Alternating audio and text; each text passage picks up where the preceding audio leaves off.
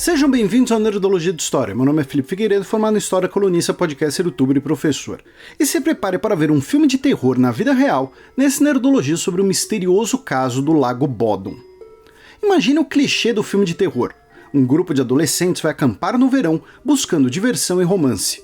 O local, cheio de natureza, é meio ermo. E, numa madrugada, o sangue jorra na tela. Com facadas e pancadas, jovens estão mortos e você está tentando adivinhar quem é o assassino. A diferença é que não estamos falando de um filme de terror, mas do tema do Nerdologia Criminosos desse mês, os assassinatos do Lago Bodom. O Lago Bodom é um dos mais de 180 mil lagos e lagoas da Finlândia. Com 3 km², fica nos arredores da cidade de Espoo, que fica na região metropolitana da capital, Helsinki.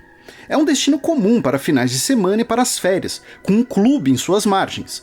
No inverno, as pessoas praticam esqui e outros esportes da neve. No verão, ciclismo e esportes aquáticos, inclusive se você for fã de uns pássaros zangados. No dia 4 de junho de 1960, um sábado, as jovens Maila e Anya, com seus namorados Nils e Seppo, foram ao lago para acampar.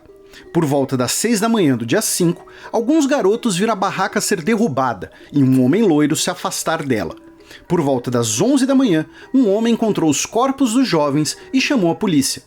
Maila, Anya e Seppo estavam mortos, enquanto Nils Gustafsson estava no chão, por cima da barraca, com fraturas, traumatismo craniano, cortes pelo corpo, mas vivo. Na cena violenta, chamava a atenção do que aconteceu com Maila, a namorada de Nils Gustafsson. Ela estava parcialmente despida e sofreu 15 facadas, incluindo ferimentos que, segundo a autópsia, foram causados depois da morte. As outras vítimas também sofreram facadas e ferimentos com algum objeto, embora com menos ferocidade. As investigações não tiveram muito sucesso. Gustafsson dizia não lembrar do ocorrido, disse que viu apenas a sombra de uma pessoa vestida de preto com detalhes vermelhos, que apareceu e atacou o grupo. A perícia determinou que parte das facadas foram desferidas de fora para dentro da barraca, cortando o tecido. As armas do crime nunca foram encontradas, assim como nunca acharam os objetos possivelmente roubados dos jovens. Por exemplo, as chaves das motocicletas deles sumiram, embora as motos em si não tenham sido roubadas. Para complicar, a polícia cometeu alguns erros. Principalmente, não isolaram o local, permitindo que várias pessoas transitassem por ali e, ao chamarem por reforços do exército para realizar buscas na área, uma verdadeira multidão se aglomerou na região do lago, possivelmente alterando pistas, como pegadas, ou permitindo que o assassino se misturasse em um grupo. Curiosamente, o par de tênis de Gustafsson foi encontrado a cerca de 500 metros de distância da barraca. Qual o motivo de um assassino levar um par de tênis e depois deixá-lo para trás? O caso atraiu muitos olhares públicos na Finlândia na época, não somente apenas por seus aspectos misteriosos.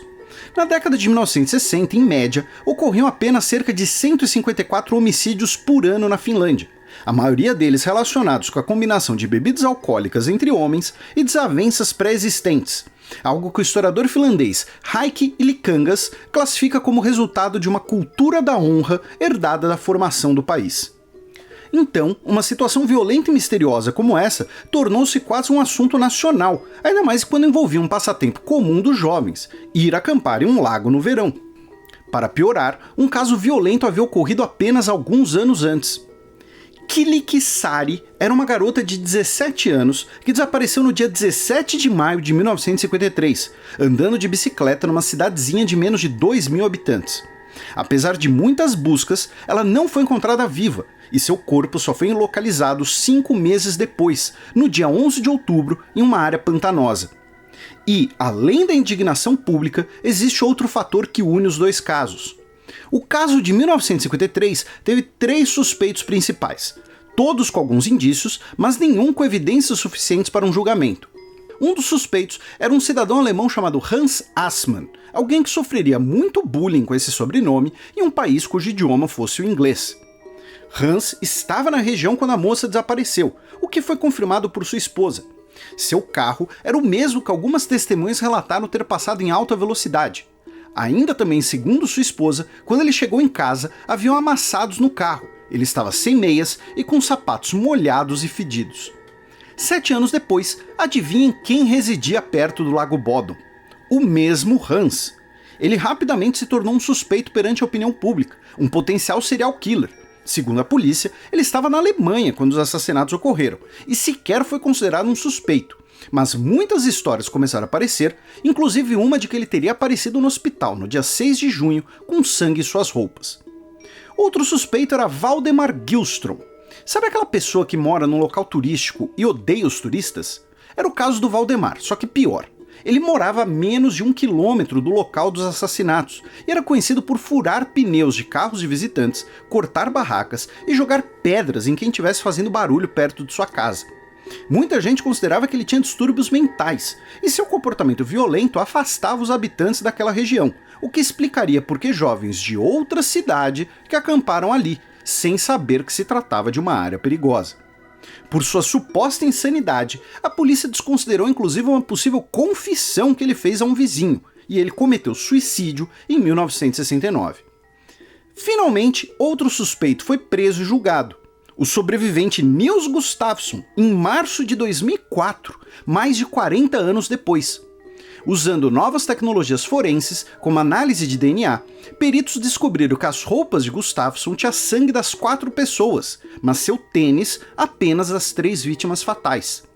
Ou seja, era possível que ele tenha cometido os assassinatos e, em algum momento, descartou seu tênis e se automutilou para disfarçar seus atos, provavelmente motivado pela combinação de bebida alcoólica com alguma crise de ciúmes ou briga, seja com outro rapaz, seja com a sua namorada, aquela que sofreu mais violência. Ou seja, possivelmente um crime da cultura da honra que citamos. Segundo um policial, ao ser detido, Gustafsson teria demonstrado alívio e confessado. De qualquer maneira, no julgamento, ele voltou a dizer que não se lembrava de nada, e, baseado nas evidências coletadas em 1960, não era possível dizer se os ferimentos dele foram auto-infligidos. Com o risco de ser condenado à prisão perpétua, Gustafsson não só foi inocentado, como recebeu uma indenização pelos problemas causados pelo julgamento. E lembram do Hans Assmann? O caso dele fica ainda mais estranho. Antes de morrer, em 1997, ele teria relatado sua vida a um ex-policial. Em suma, ele estava no exército alemão na Segunda Guerra Mundial, foi tomado como prisioneiro pelos soviéticos e depois foi viver na Finlândia. Ele, em 1953, por acidente, atropelou a garota andando de bicicleta e, com a ajuda de um amigo, escondeu o corpo para encobrir o acidente, já que ele não queria que a polícia verificasse sua identidade, pois ele era na verdade um espião soviético como parte do acordo para ser solto depois da guerra. De qualquer maneira, até hoje não sabemos quem cometeu os assassinatos do Lago Bodom. Existem suspeitos, hipóteses e livros sobre o assunto, que se tornou parte do folclore local, ao ponto de inspirar o nome de uma banda formada por músicos da cidade e que se tornou uma das mais conhecidas do heavy metal recente, com toda a identidade em torno do mistério. E também lançando uma cerveja feita com a água do lago. Nos comentários do Nerdologia sobre Kamehameha e a história do Havaí, perguntaram se existe alguma relação entre o rei e um tipo de sandália de dedo usado aqui no Brasil. Não, é apenas um nome comercial. A origem da sandália de dedo desse modelo está no Japão, onde eram feitas de madeira ou palha prensada. Esse tipo de sandália foi trazido para o Brasil pelos imigrantes japoneses, e em algumas regiões é até chamada de chinelo japonês. Depois da Segunda Guerra Mundial, o formato também se popularizou nos Estados Unidos, levados pelos soldados que lutaram no Pacífico, se tornando o que eles chamam de flip-flop. De qualquer maneira, sandálias de dedo são bastante antigas. Uma delas, egípcia, tem uns 4.000 anos de idade.